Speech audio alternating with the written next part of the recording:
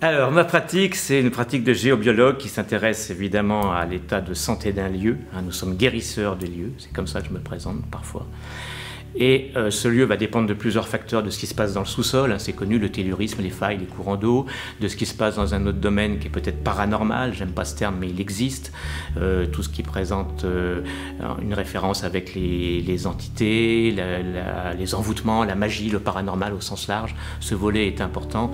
Et un troisième volet très important qui est aussi les pollutions électromagnétiques qui sont de plus en plus prévalentes à notre époque. Et on ne peut pas dissocier ces trois volets. Si on dissocie un de ces volets, le taux énergétique total du lieu se casse la gueule.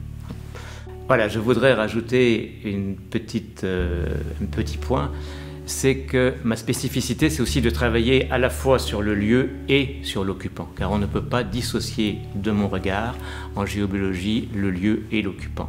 Ils s'impactent mutuellement dans une relation très étroite. Et ne s'occuper que du lieu, ça reviendrait à vouloir emmener un poisson rouge dans son bocal au bord de la mer des Caraïbes. Il serait extrêmement bien, mais lui, dans son bocal d'eau polluée et d'eau saumâtre, il ne savourerait pas du tout toute la préciosité de cette mer des Caraïbes. Donc il est important de pouvoir travailler sur les deux aspects de ce binôme.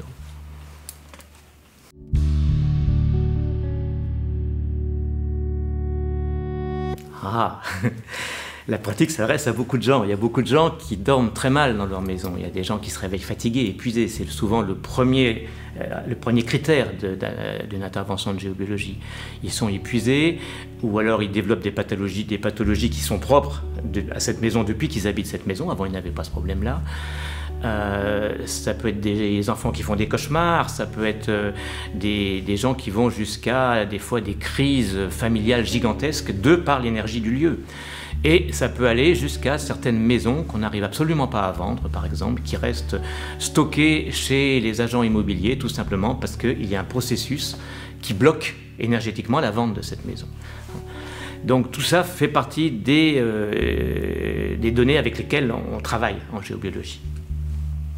Après ça, qu'est-ce que ça peut apporter à ces gens? Ça apporte justement, après intervention, si elle est bien faite, si le suivi de cette intervention est positif, ça apporte un bien-être, ça apporte une détente, ça apporte surtout une créativité dans le lieu où ils sont.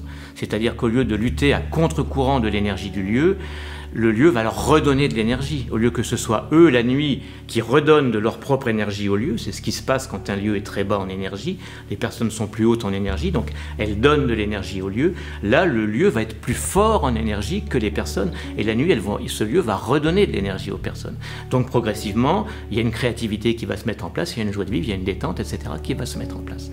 Plus plein d'autres choses que je ne peux pas mettre dans ce petit morceau de 10 minutes, mais voilà, la base un peu de ce qu'on peut mettre sur le pourquoi on appelle un géobiologue.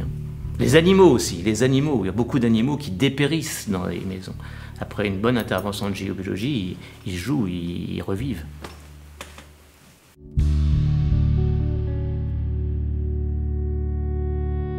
Alors, une séance type, ça commence par un rendez-vous, bien entendu. Les gens me contactent au téléphone, ils m'exposent leurs problématiques et je leur demande de m'envoyer les plans de la maison. Je travaille sur plan par radiesthésie initialement.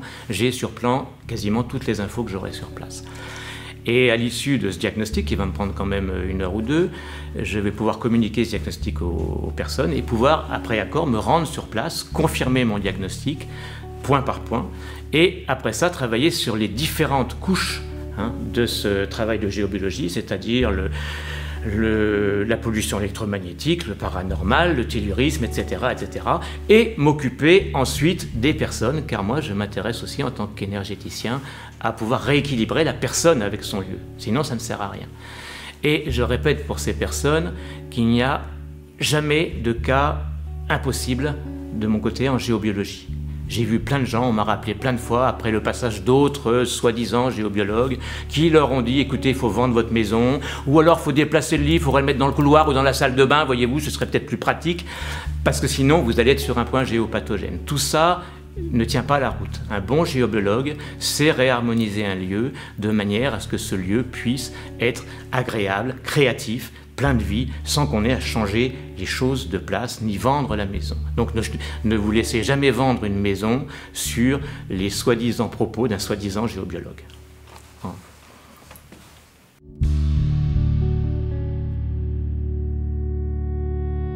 Alors, ce chemin de géobiologie, il y a des choses qui sont un peu du domaine spirituel et pour lequel on a des prédispositions tout petit, on est un peu tombé dedans. Pour moi, la géobiologie est spirituelle. Elle est aussi très scientifique, très cartésienne, mais il y a une part qui est très spirituelle. Et donc, il y a aussi des rendez-vous particuliers. J'ai eu la grâce divine un peu d'avoir eu quelques rendez-vous qui m'ont mis la géobiologie vraiment servie sur un plateau d'argent. Des rendez-vous un peu téléguidés, hein. Les guides n'y sont pas pour rien dans cette histoire. Et une des très belles opportunités pour m'aborder la géobiologie, ça a été une maison que j'ai achetée qui était une catastrophe. C'était un vrai musée de la géobiologie, personne ne voulait l'acheter, ce qui fait que je l'ai acheté très peu cher à l'époque. Et cette maison m'a mis le pied à l'étrier, vraiment j'ai été obligé d'année en année, de maître en maître, d'enseignant en enseignant, à apprendre à utiliser cette maison. Et maintenant c'est un havre de paix et les gens n'arrivent plus à décoller de cette maison, alors qu'avant personne ne voulait y rentrer. Et après ça, ce qui me plaît aussi dans cette science, c'est qu'elle touche aussi l'aspect qui est en relation avec le monde parallèle, c'est-à-dire le monde parallèle avec beaucoup d'âmes, de personnes en difficulté. Ça touche beaucoup la géobiologie, hein, les âmes en peine, les âmes en souffrance. Donc on y travaille beaucoup. Et c'est un domaine que j'ai à cœur avec un C majuscule, quoi, vraiment. Donc c'est un puzzle qui est à multi-pièces qui m'épanouit de plus en plus. Voilà.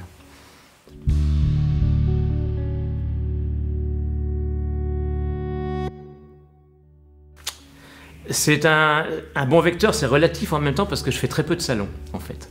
Je travaille à 90% de bouche à oreille, ce qui en même temps m'honore et rassure mes clients car ils n'ont pas besoin d'aller vérifier ce que je fais, ils demandent aux gens qui me les envoient.